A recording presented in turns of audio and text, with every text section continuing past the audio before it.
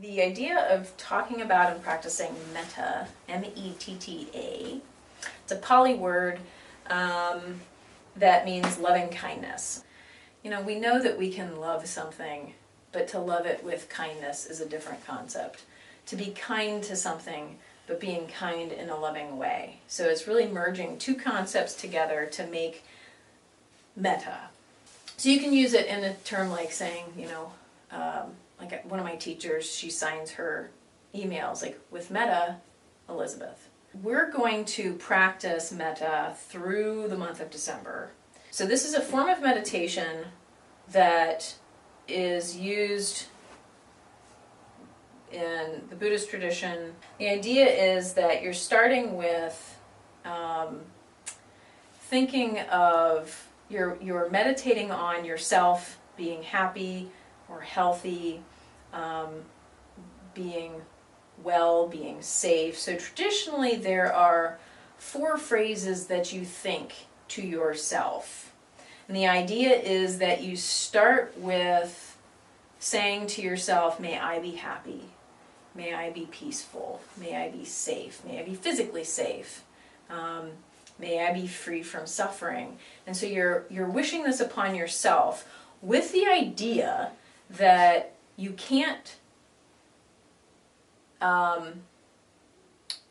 you're practicing on yourself in order to practice on other people.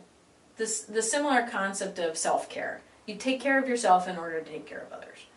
So the practice of metta, you start with yourself, and then you think of a neutral person, the guy at the coffee shop.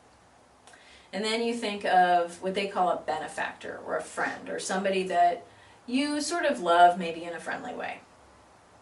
And then you think of somebody who you love. Maybe it's a partner, a spouse, somebody who you love more than just as a friend, a sibling, family member, so on and so forth.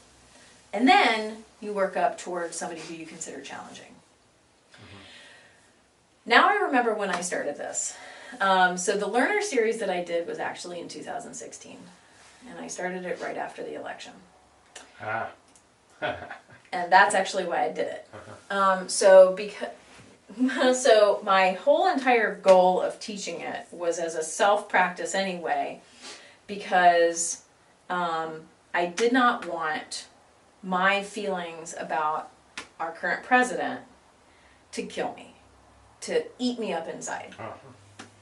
And so for me, my practice was to get to being able to practice a metta meditation towards our current president.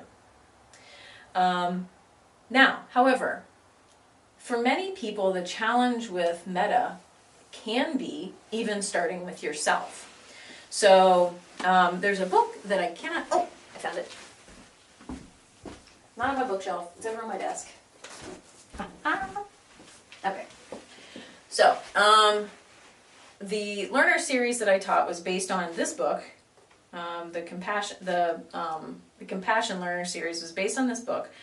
And in this book, so this author, Thupten Jinpa, he used to be a translator for the Dalai Lama.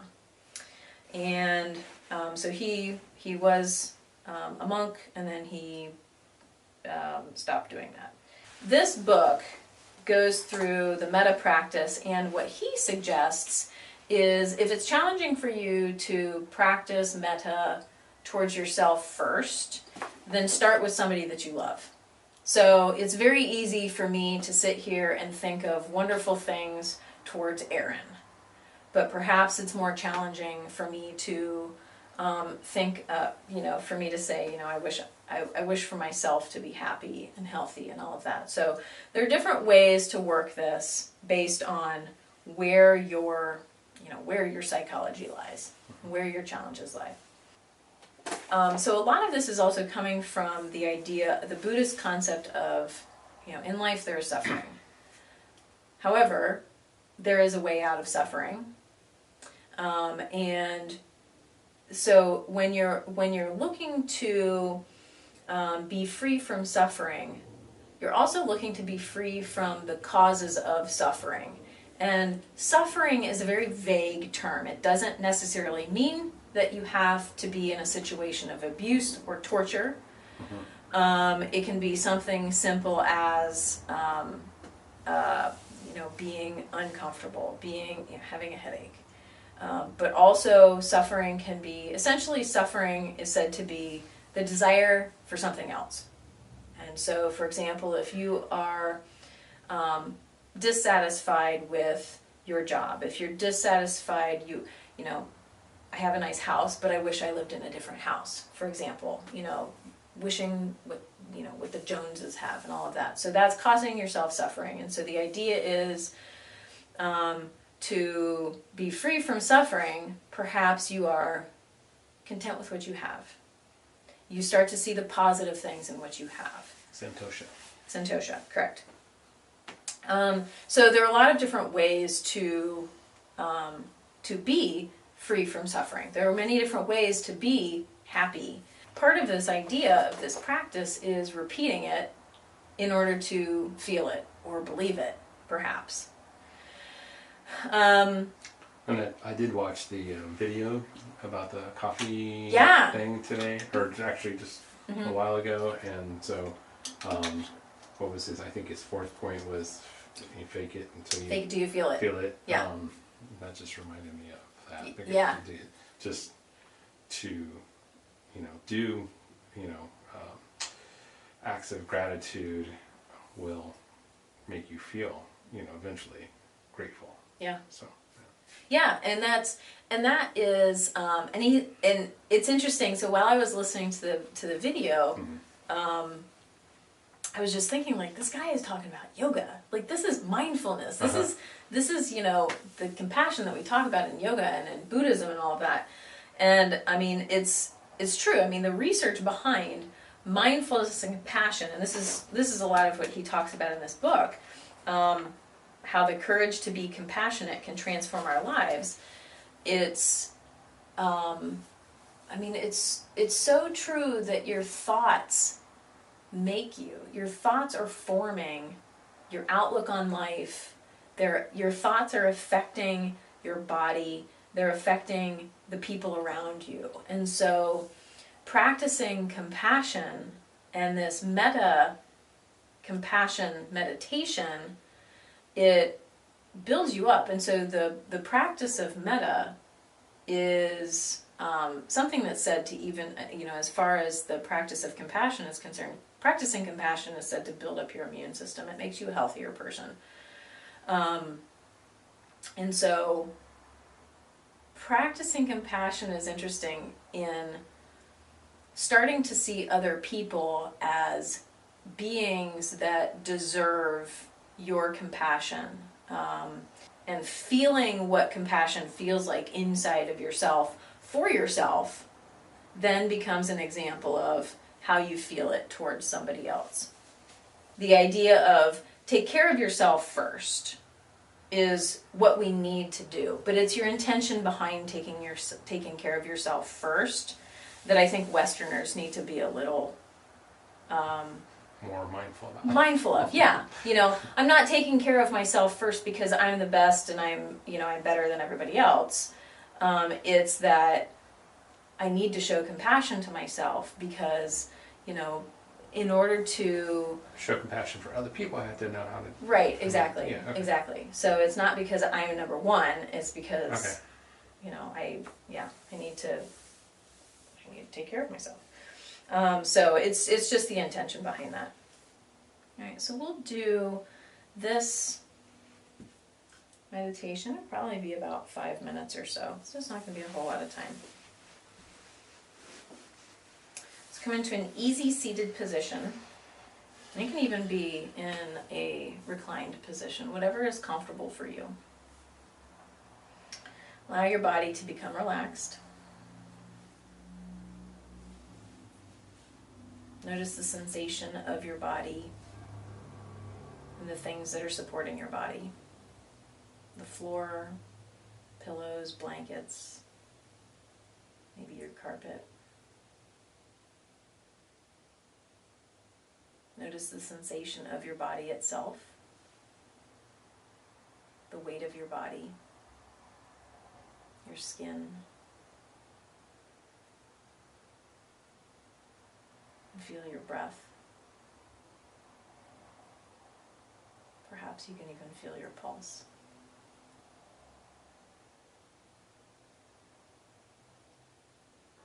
Being aware of breathing your body.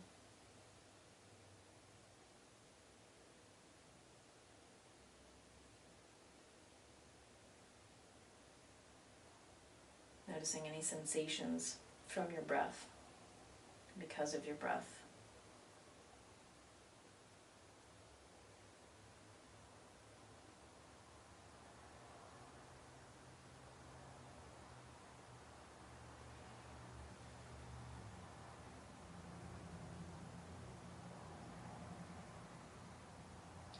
Visualize yourself either as you are right now, or perhaps visualize yourself as an infant or as a child.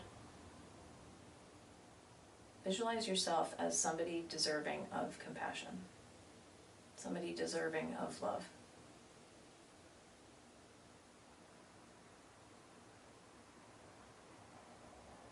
And if you find it challenging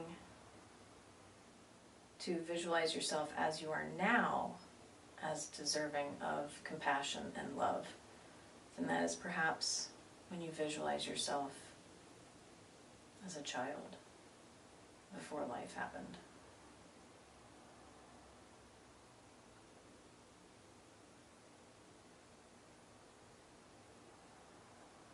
And think to yourself the words, "May I be free from pain and suffering.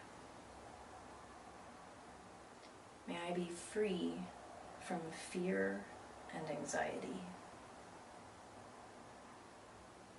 May I experience peace and joy." And think about the words that you're saying and believe that is true. Believe that you deserve that. May I be free from pain and suffering. Whatever is causing you pain, whatever is causing you suffering, may I be free from pain and suffering. May I be free from fear and anxiety. Whatever it is that you fear, whatever it is that causes anxiety, may I be free from fear and anxiety. And may I experience peace and joy. Whatever that means to you, whatever that looks like, may I experience peace and joy. And repeat that again to yourself. May I be free from pain and suffering. May I be free from fear and anxiety. May I experience peace and joy.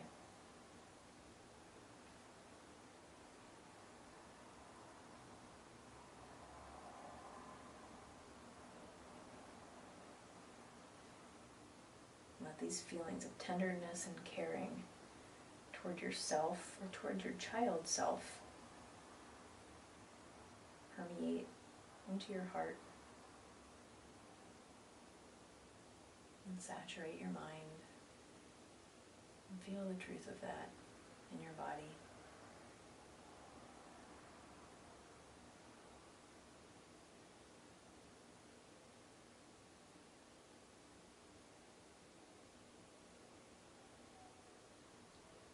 And slowly start to open your eyes, coming back to the room.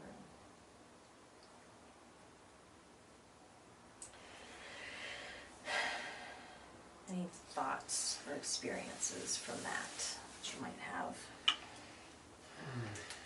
I wanted to continue thinking, you know, so I was like, oh, 5 minutes up. Yeah. So. Did you have any sort of visualizations? Did you see anything? The concept of thinking about yourself when you're younger, I started to go down that path, and then I was like,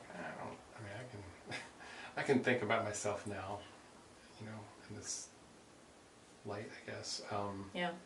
So it was kind of neat because I just did a little like flashback, and then to young Jeremy. How far back did you go? I was like, at first you're like, did you start with like a baby or something? Child or infant? Yeah. Infant, infant. And so then I was like, what did I look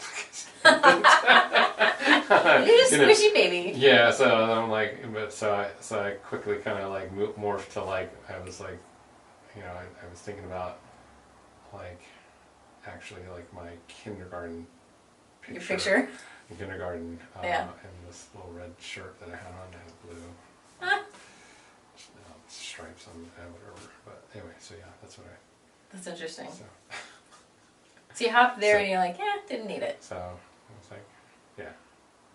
I was like, it was nice to visit there, but but now it's like, I think I can say these things to myself as I am today. Yeah. And you felt it and you believed it. Yeah. You felt like you deserved it. Good. Yeah. Nice. Did you go with the child thought, or would you? No, I think, it's interesting. I have, I've done this practice several times, and, I have never felt the need to go back as a child either. Although I've worked with some students who they had to. They just couldn't, like this person, they felt too much shame or, not...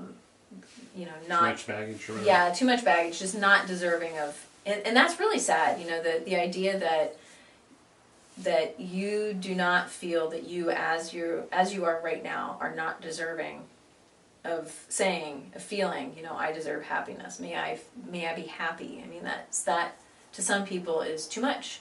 Or, thinking to yourself something as simple as like, I'm deserving of love. But, and that's why, you take it back to an infant and say, well, obviously, like this baby is deserving of love, this baby who I was. And then slowly working your way up. But no, I haven't. So, and I like the idea of figuring out what phrases to say. It does help to use somebody else's phrases just to get kick-started, just to get the idea of what is it that I'm looking for? What is it that I really need to say? Something that's nice and general. It's not like you're specifically saying, may I earn a lot of money? May I, that kind of specific stuff. Because if you're looking for true healing and growth and compassion, you're looking at the most fundamental things. And the idea, and this is where we're going to be going later in the month with the subsequent weeks, is, taking those same phrases and applying it to the guy at the coffee shop or whatever, gal at the grocery store, and moving to different people in your life, saying the same things, like, I mean, yeah, do I want the coffee shop guy to have to make more money? Sure, but I don't know if that's what he wants. So you want the coffee shop guy to be happy. You want him to be free from suffering, whatever that is for him. Right. Yeah. I mean, we could easily just jump to practicing metta toward somebody who is neutral. The discussion about the idea of the neutral person, I think, is interesting because arguably, I think the best way to find somebody who's neutral is to sort of like be in a position of people watching. Because to me, if somebody comes to mind, they're probably more than neutral. You're looking for somebody who you have no positive or negative feeling towards. Okay. But honestly, like I keep saying, the guy at the coffee shop, there's a specific guy that keeps coming to mind that works at Cup of Joe. And I truly have positive feelings for him, and I truly want him to be happy and so forth, because I've noticed that he's gained weight, he seems a little bit frazzled at times, but also he always remembers what Aaron drinks and what Aaron orders, you know, at the coffee shop. So I do have really positive thoughts for this guy. So it's hard for me to find somebody neutral, because the reason why they came to mind is probably because there's either a positive or negative thought. So can you just think of the physician working at the emergency room at Riverside Hospital now? Well, I'd like to have a person in mind, like a person with a face that I can think. Yeah. So that's what you're looking for, a real person, not just an idea. Okay. Because the practice is looking at somebody who you have no feelings of, a clean slate, and just saying truthfully, like, I don't know who you are, but I do want you to be happy. I want you to be free from suffering. I want you to be free from fear and anxiety. Because the practice is, it doesn't matter. It doesn't matter if I love you or hate you. I should want this for everybody. Right. And so that is, so that's what that practice is. So for this next round, so we're going to do another round of the meditation. So try to bring to mind somebody who you truly have no positive or negative feelings for, or at the very least, you don't have any positive or negative feelings that are enough to make you either feel deep love for this person or deep hate for this person. You know what I mean? Like, try to find something that's just right there in the middle. Let me see if I can think of somebody. All right, I'm gonna go for my mail carrier. She's neutral enough. I have no negative thoughts for her, but I don't particularly love her either. All right, so bring to mind a neutral person.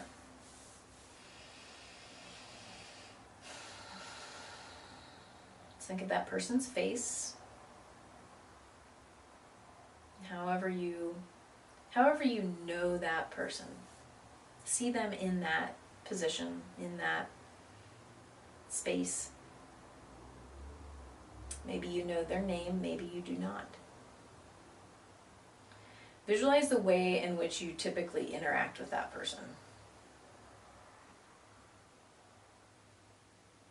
Perhaps if it is the person at the coffee shop, perhaps you visualize yourself walking up to the counter and ordering your cup of coffee. Maybe if it's the grocery store, going up and you're doing your groceries, so on and so forth.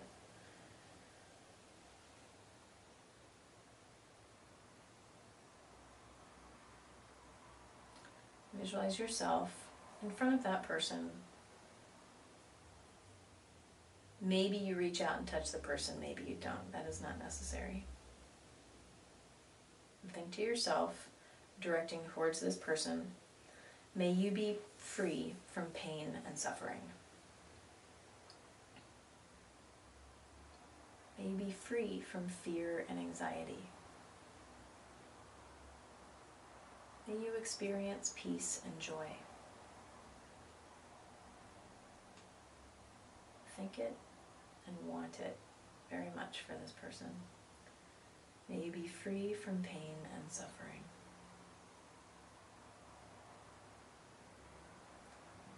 May you be free from fear and anxiety.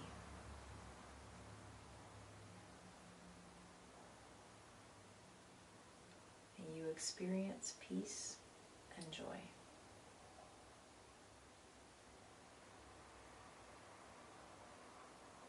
May you be free from pain and suffering.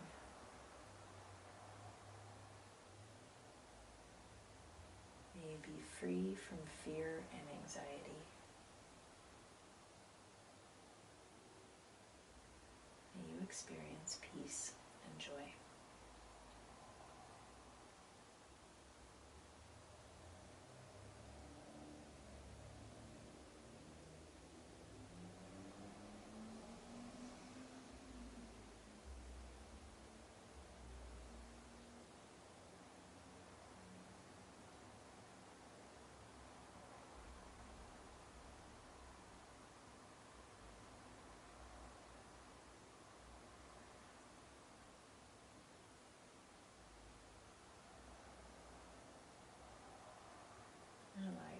just to fade away.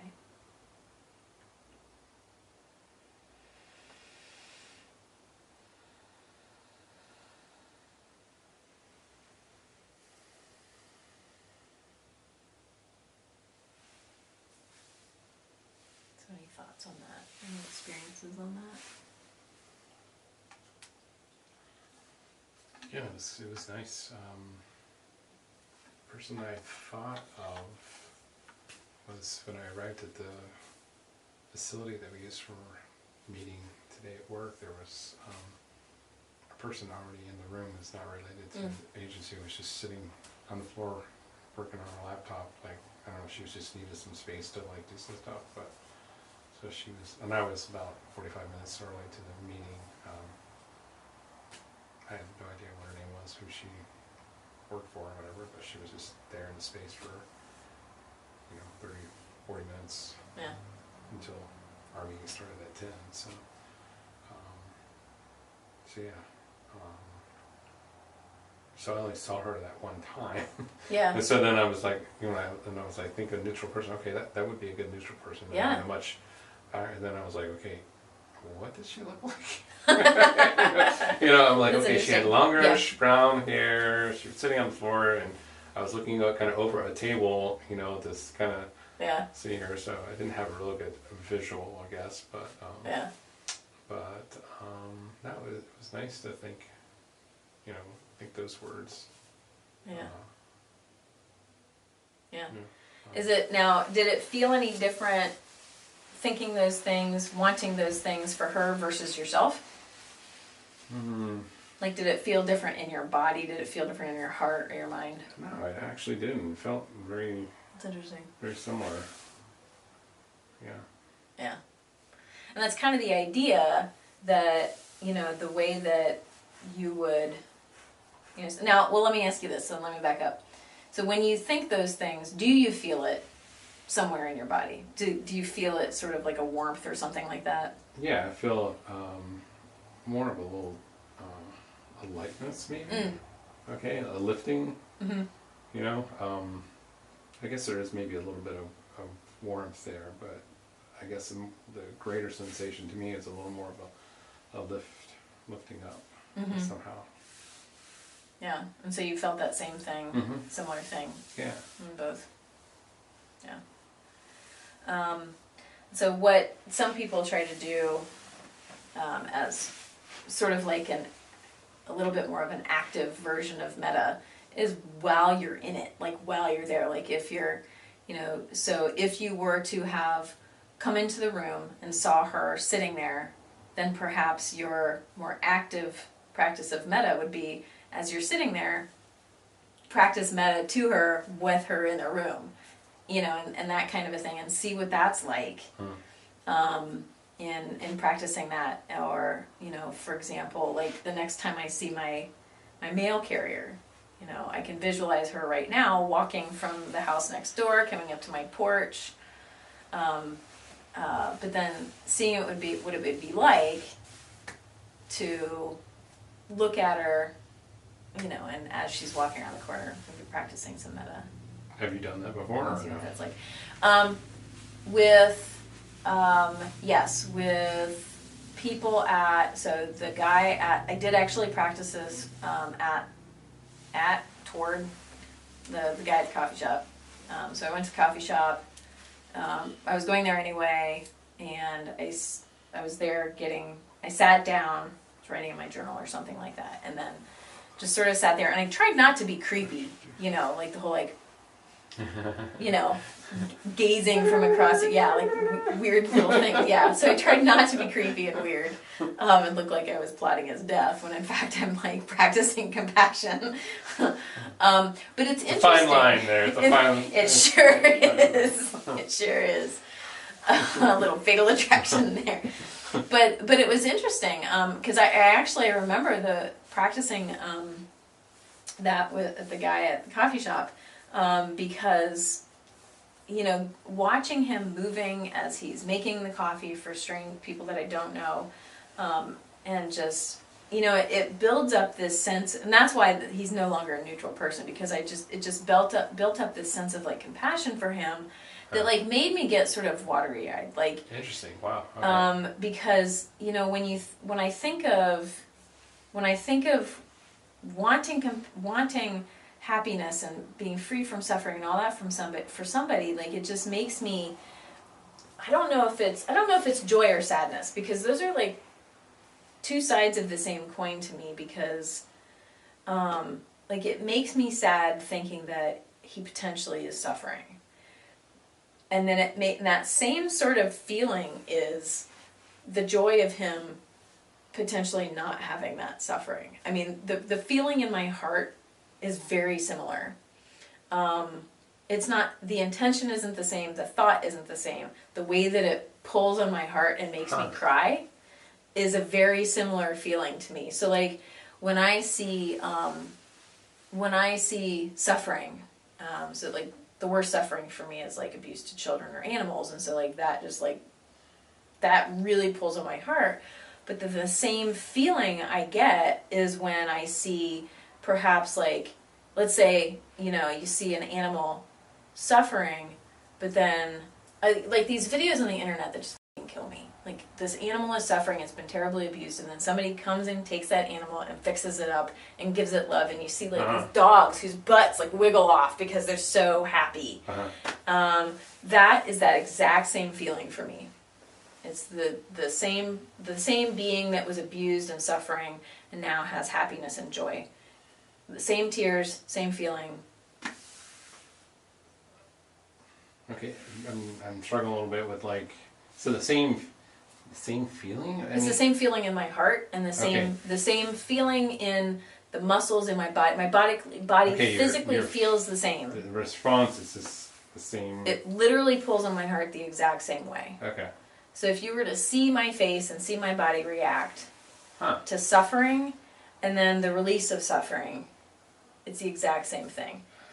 I cry at when I remember going to like the gay pride parade before it was separated from Comfest, and like I cried watching the parade, because it was these people so happy, and you know they're getting to do their thing out in public, and they're safe, and everybody's appreciating them and supporting them and all that, and that just made me cry.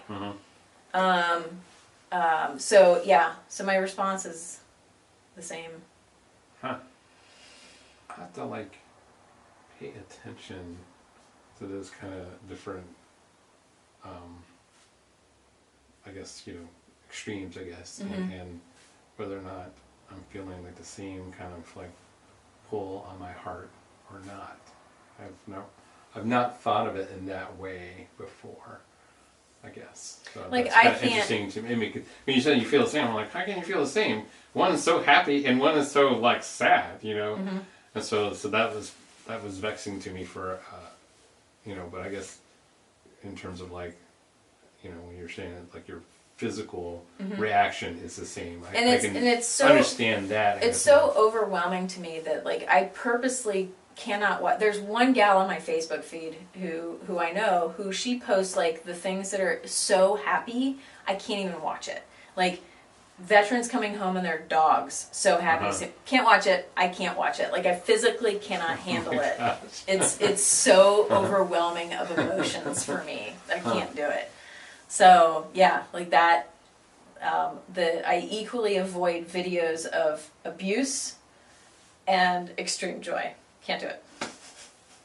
Yeah, this is exhausting. There will be pieces of music, and not that I'm like a you know, I listen to some classical music from time to time or whatever. I'm not like at all a expert, or you know, I can't name off you know, this, that, or whatever. But there will be some pieces of music, or even sometimes some works of art that will like do that. For me, where I'll just be like, hell, I'm just starting to cry. Starting to cry, you know. So that's I always found that kind of interesting.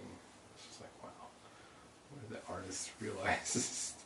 Like what kind of, you know, emotional impact this could have on people. So anyway. Well, I cry at the Star Wars theme song, so I cry at Luke Skywalker's theme And I cry at Rey's theme as well.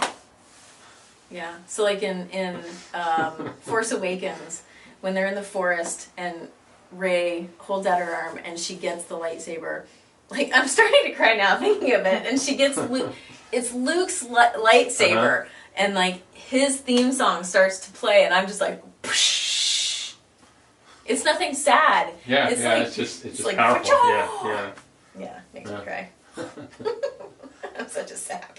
And anyway, so so that's the practice of metta. So we've practiced on ourselves, and we've practiced toward neutral people. So next time we're going to kick it up a notch, and we're going to practice and talk about towards a benefactor, a friend, or something like that.